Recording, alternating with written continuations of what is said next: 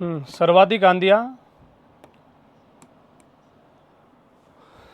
गंगानगर।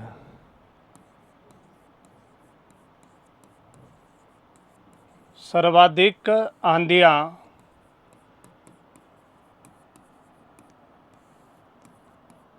गंगानगर। 27 दिन।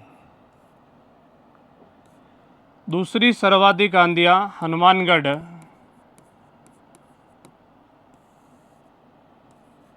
24 दिन। दूसरी सर्वाधिक आंधी हनुमानगढ़ 24 दिन। न्यूनतम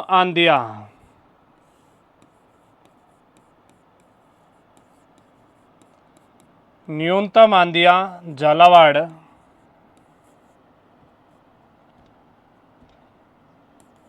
न्यूनतम आंधियाँ झालावाड़।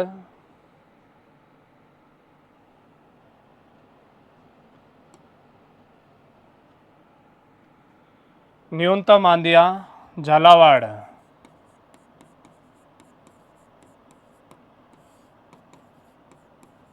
झालावाड़ 3 दिन। इसके अलावा चित्तौड़गढ़ और अजमेर में चलती है 4-4 दिन तक।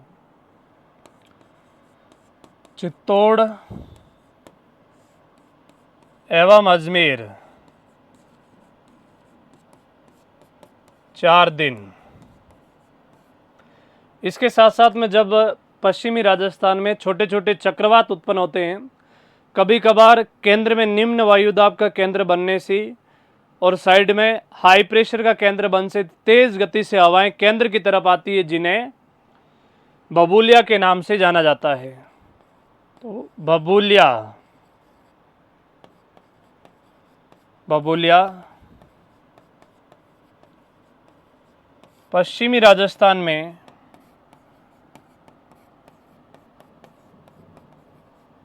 ग्रीष्म ऋतु में बनने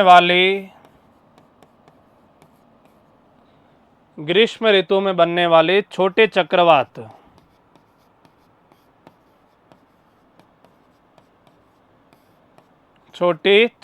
किस नाम से जाने जाते हैं? तो जवाब दोगे बबूलिया या भुतालिया के नाम से संबोधित किए जाते हैं। इसके बाद में हम लोग पढ़ेंगे ग्रीष्म ऋतु की विशेषताएं क्या क्या है। ग्रीष्म ऋतु की विशेषताएं, तो हेडिंग बना लो, ग्रीष्म ऋतु की विशेषताएं।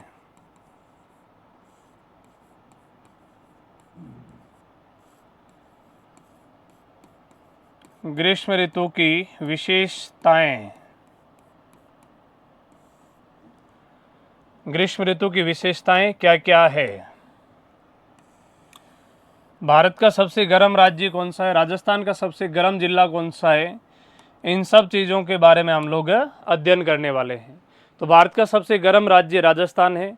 ऐसा नहीं है कि दक्षिण भारत के स्थित होने वाले राज्य जहाँ सूर्य सीधा चमकता है, लेकिन वो प्रायद्वीपीय पठार के ऊपर ऊंचाई पर बसे हुए हैं, इसलिए वहाँ पे ज़्यादा गर्मी नहीं पड़ती है। सबसे ग्रीष्म राज्य या सबसे गर्म राज्य कौन सा है? राजस्थान है।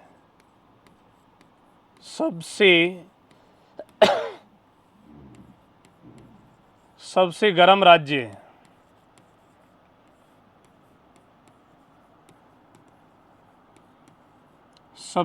राज्य राजस्थान है। अब राजस्थान का सबसे गर्म जिला कौन सा है? तो राजस्थान का सबसे गर्म जिला कौन सा होगा? जवाब क्या दोगे? चूरू है। चूने की परत के कारण चूरू सबसे गर्म है और चूरू सबसे ठंडा भी। राजस्थान का सबसे ठंडा जिला कौन सा? चूरू। राजस्थान का सबसे गर्म जिला कौन सा है? तो भी आपका आंसर होना चाहिए चूरू। तो राजस्थान का सबसे गर्म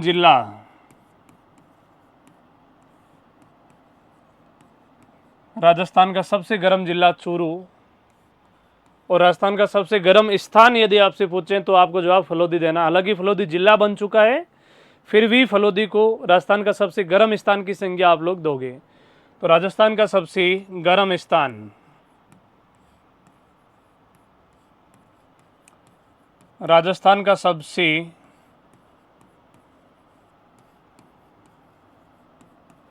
गर्म स्थान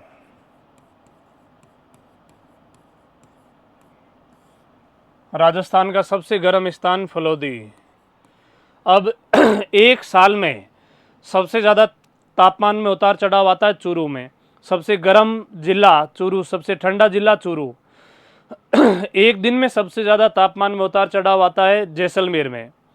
जैसलमेर का दिन बहुत गर्म होता है लेकिन रातें बहुत ज़्यादा ठंडी हो जाती है, इसलिए उसे एक सर्वाधिक वार्षिक तापांतर वाला जिला चूरू है, सर्वाधिक दैनिक तापांतर वाला जिला जैसलमेर है। सर्वाधिक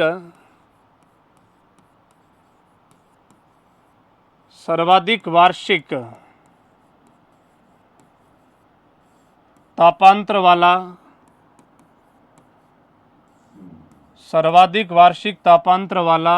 जिला,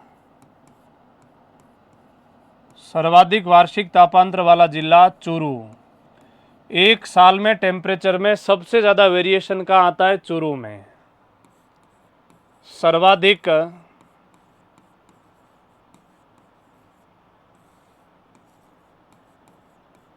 दैनिक तापांतर वाला जिला,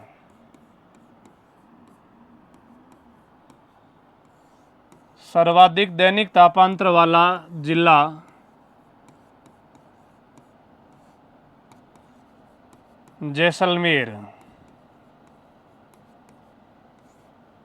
सर्वाधिक दैनिक तापांतर वाला जिला कौन सा? जवाब दोगे जैसलमेर। एक दिन में सबसे ज़्यादा तापमान में उतार चढ़ाव जैसलमेर में आते हैं। अब यदि आपसे पूछें कि सबसे शुष्कतम जिला कौन सा है तो जैसलमेर होगा, और सबसे शुष्कतम स्थान पूछे तो फलोदी होगा। सबसे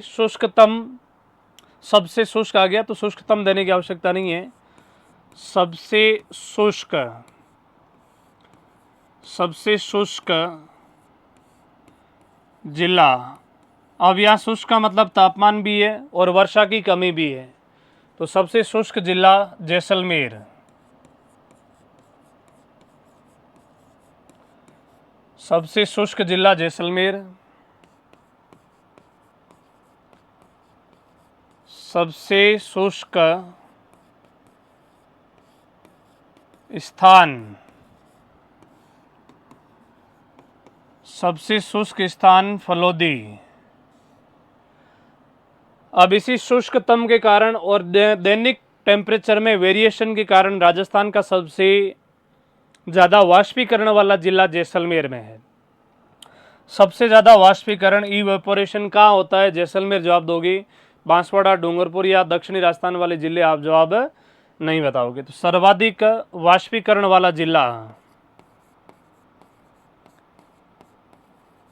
सर्वाधिक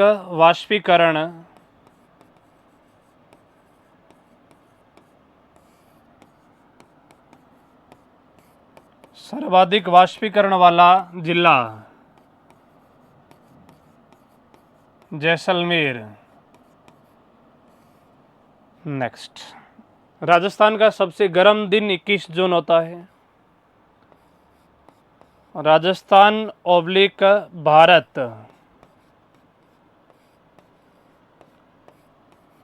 का सबसे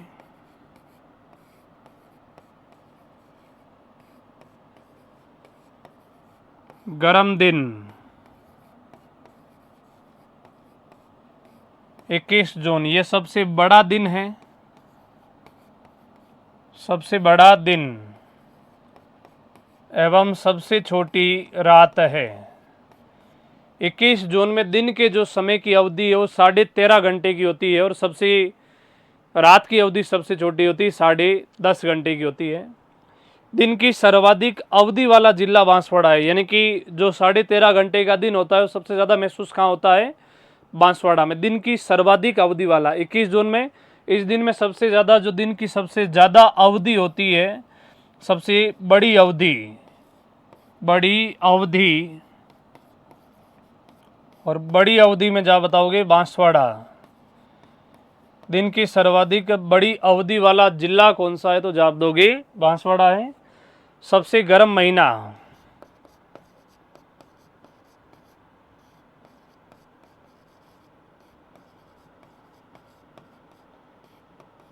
सबसे गर्म महीना जून। सबसे शुष्क महीना,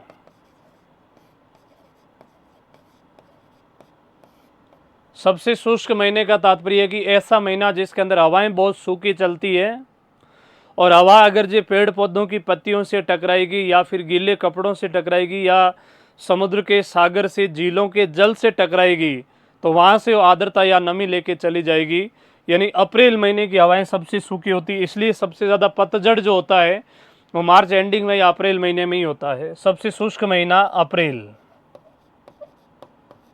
सबसे शुष्क महीना अप्रैल। यह है ग्रीष्म ऋतु की विशेषताएं। ग्रीष्म ऋतु की विशेषताएं हमने पढ़ी कि ग्रीष्म ऋतु की क्या क्या विशेषताएं होती है। उसके बाद में आगे इसी ग्रीष्म ऋतु में या मानसून से पहले की जो हवाएं आती है उसमें राजस्थान में कुछ जून जुलाई माह में बहकर के हवाएं आती है, उन हवाओं के क्या क्या नाम है उसके बारे में हम लोग पढ़ रहे हैं। तो आप हेडिंग बना लो, जून जुलाई माह में राजस्थान में आने वाली स्थानीय पवनें। जून जुलाई माह में राजस्थान में आने वाली स्थानीय पवनें।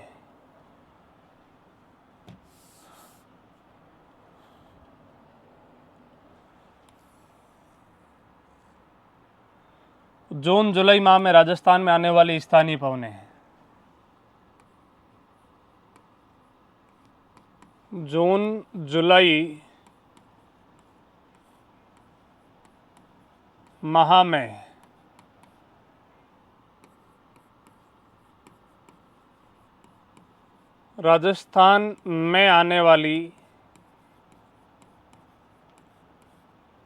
राजस्थान में आने वाली स्थानीय पवनें। जून जुलाई माह में राजस्थान में आने वाली स्थानीय पवनें वो कौन कौन सी लोकल विंड है जो राजस्थान में प्रवेश करती है और उन्हें किस किस नाम से जानते हैं। आपको ये विदित है कि ये दिशा कौन सी है, नॉर्थ उत्तर, ये दिशा पश्चिम, उत्तर पश्चिम दक्षिण, दक्षिण और पूर्व। तो ये बीच की दिशा तो आप ज्ञात कर ही लोगे, जैसे उत्तर पश्चिम में आदि। किस किस दिशा से कौन कौन सी हवाएं आती है और उन्हें किस किस नाम से जाना जाता है, ये हम सारी चीज़ों का अध्ययन करेंगे। इन सभी चीज़ों का अध्ययन करेंगे। पश्चिम से आने वाली हवाओं के क्या नाम दिए जाते हैं, दक्षिण पश्चिम से आने वाली हवाओं के क्या नाम है, एग्जैक्ट दक्षिण से आने वाली हवाओं के क्या नाम है, दक्षिण पूर्व से आने वाली हवाओं के नाम और पूर्व से प्रवेश करने वाली हवाओं के स्थानीय पवनों के नाम हम लोग पढ़ेंगे। उत्तर पूर्व से आने वाली हवा को संजरी कहते हैं। संजरी ऑब्लिक करके या इसे संजेरी के नाम से जाना जाता है। संजरी या संजेरी के नाम से जाना जाता है। एग्जैक्ट उत्तर दिशा से आएगी उसे दोहराऊ कहते हैं। उत्तर दिशा से आने वाली को दोहराऊ बोलते हैं। उत्तर पश्चिम से आने वाली को सूर्या बोलते हैं, सूर्या। एग्जैक्ट पश्चिम से आने वाली पवनों को पछुआ, पछुआ या ग्रामीण परिवेश की भाषा में जिस दिशा से सूर्य का उदय होता है उसे आथोनी बोलते हैं। जिस दिशा से सूर्य का अंत होता है, जिस दिशा सूर्य का उदय होता है उसे आगुणी बोलते हैं, उगता है, और जहाँ अंत होता है उसे आथोनी, पछुआ या आथोनी, पछुआ या आथोनी। पश्चिम दक्षिण पश्चिम से आती है, इसका नाम है समदरी। एग्जैक्ट दक्षिण से आती है, इसका नाम है कोलरू। दक्षिण से आती है कोलरू। दक्षिण पश्चिम से आती है, दक्षिण पूर्व से तवा या चील, तवा या चील। और एग्जैक्ट पूर्व से आएगी, इसका नाम है पूर्वेया, पूर्वेया, आगुणी, पूर्वैया, आगुणी या सिल्ली सिल्ली। तो बड़े बुजुर्ग पूर्वैया आती है तो कह देते हैं भयंकर बारिश होगी। सिली सिली पे एक गाना भी बना है, सिल्ली सिल्ली आंधी है हवा किते कोई रौंदा होएगा, इस नाम से। तो ये सारी स्थानीय पवनें हैं जो राजस्थान में प्रवेश करती है, और जून जुलाई माह में यह या फिर इस प्रकार की स्थानीय पवनों का राजस्थान में प्रवेश या आगमन होता है। इसके बाद में वायुदाब को मिलीबार से ज्ञात किया जाता है, वायुदाब को मिलीबार से। और राजस्थान में जून जुलाई माह में कुछ मिलीबार रेखाएं राजस्थान से गुजरती, यानी कि एक दो स्थानों के समान वायुदाब को मिलाने वाली रेखा जो होती है वो मिलीबार रेखा है। और उस मिलीबार रेखाएं कौन कौन सी है, वो राजस्थान से कहाँ से गुजरती है, ये इम्पोर्टेंट है आप लोगों के लिए। ये इस दिशा में एक मिलीबार रेखा गुजरती है जिसका नाम है 997 मिलीबार रेखा, 997 मिलीबार रेखा। फिर यहाँ बाड़मेर, बालोतरा, जोधपुर, नागौर, डीडवाना, कुचामन, सीकर, झुंझुनू से गुजरती है जिसका नाम है 998 मिलीबार रेखा। उसके बाद में सांचौर, जालोर, पाली, ब्यावर, अजमेर, केकड़ी, टोंक, सवाई माधोपुर बनास नदी के आसपास में गुजरती है। इसका नाम है 998 मिलीबार रेखा, 998 मिलीबार रेखा, 998 मिलीबार रेखा। और उसके बाद में सिरोही, उदयपुर, सलूम्बर, झालावाड़ से होकर के गुजरती है जिसका नाम है 1000 मिलीबार रेखा, 1000 मिलीबार रेखा। ये इस तरीके से मिलीबार रेखाएं, चार मुख्य मिलीबार रेखाओं के नाम आपको याद रखने हैं। और यहाँ पे स्टेटमेंट आप लोग याद कर लोगे, जुलाई माह में राजस्थान से गुजरने वाली मिलीबार रेखाएं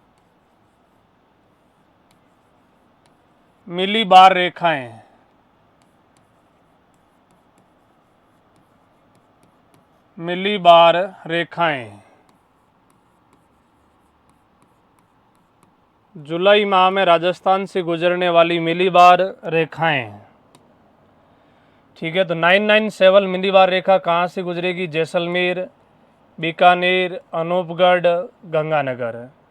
998 मिलीबार रेखा कहाँ से गुजरेगी? तो जवाब क्या दोगे?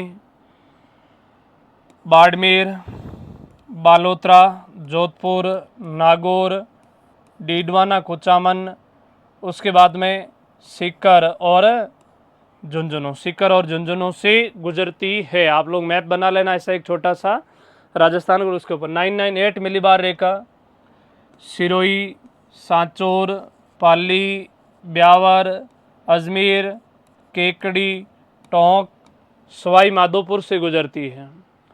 उसके बाद में 1000 मिलीबार रेखा सिरोही, उदयपुर, सलूम्बर, प्रतापगढ़, झालावाड़ से होकर के गुजरती है। तो ये इस दिशा में बहने वाली राजस्थान से होकर गुजरने वाली क्या है? तो जवाब दोगे मिलीबार रेखाओं का हम लोगों ने अध्ययन किया। तो इस तरीके से हम लोग ऋतुएं पढ़ना शुरू किया है हम लोगों ने, और इन्हीं ऋतुओं में सबसे पहले भारत और राजस्थान की 4 प्रकार की ऋतुओं का अध्ययन कर रहे हैं। और सबसे पहली एक ऋतु हमने कंप्लीट पढ़ी जिसका नाम क्या है? तो जवाब दोगे वर्षा ऋतु का अध्ययन किया है। वर्षा ऋतु का अध्ययन किया है, इसमें हमने क्या क्या चीज़ें देखी, तो आपको ध्यान होना चाहिए। ग्रीष्म ऋतु में जो सूर्य है उत्तरी गोलार्ध की तरफ चमकना शुरू होता है, ये फॉर्मूला। उसके बाद बैरोमीटर से मापा जाता है मिलीबार। उसके बाद में हाइग्रोमीटर आर्द्रता मापी होता है। और फिर ये हमने सारी प्रोसेस पढ़ी, और उसके बाद फिर धीरे धीरे सूर्य उत्तरी गोलार्ध की तरफ प्रवेश होकर के 21 जून पे सीधा चमकेगा। और 21 जून के समय यहाँ पे जून जुलाई माह में यहाँ पे आके स्थापित हो जाएगा ITCZ। ITCZ क्या है? तो आपको एक नाम में याद रखना है कि एक निम्न वायुदाब का केंद्र है जो जून जुलाई माह में 20 डिग्री से 25 डिग्री उत्तरी अक्षांशों के पास में आके स्थापित हो जाता है और हिंद महासागर से कोई भी पवनें उत्पन्न होगी तो उन्हें अपनी ओर आकर्षित करने के लिए जिम्मेदार बनता है। तो भारत में मुख्यतः मानसून लाने के लिए एक उत्तरदायी कारण क्या है, तो आपका जवाब होना चाहिए निम्न वायु दाब का केंद्र है, लो प्रेशर का केंद्र ITCZ भारत में मानसून लाता है। और अगली जो हम मानसून की क्रियाविधि पढ़ेंगे जिसमें मानसून काल या वर्षा ऋतु और उसकी क्रियाविधि जानने के बाद में उसे दो भागों में बांटेंगे, एक तो अरब सागरी मानसून और एक बंगाली खाड़ी का मानसून। उम्मीद करता हूं कि ये सारी चीज़ें आपको बहुत व्यवस्थित और बेहतरीन तरीके से समझ में आ रही है और यदि आपको समझ में आए तो आप ज़्यादा से ज़्यादा विद्यार्थियों को GK with SR Vishnoi channel के बारे में ज़रूर बताएं। इसमें मैं आपको कंप्लीट जीके से संबंधित सारी चीज़ें के ऊपर आपको प्रैक्टिस और अभ्यास करवाने वाला हूं और उसमें करंट अफेयर और वो सारी तमाम चीज़ें हम लोग पढ़ेंगे जिसके माध्यम से एक विद्यार्थी अपना सरकारी सेवा में चयन सुनिश्चित कर सकें। इस प्रकार से हम लोग अप्रोच बनाएंगे। तो आप GK with SR Vishnoi Telegram channel से भी जुड़ें। धीरे धीरे आपसे संबंधित और आपके एग्ज़ाम से संबंधित जो सहायता मेरे से हो सकेगी मैं ज़रूर करूँगा। तो आप मिलते हैं अगले वीडियो में, जब तक के लिए आप सभी का बहुत बहुत धन्यवाद।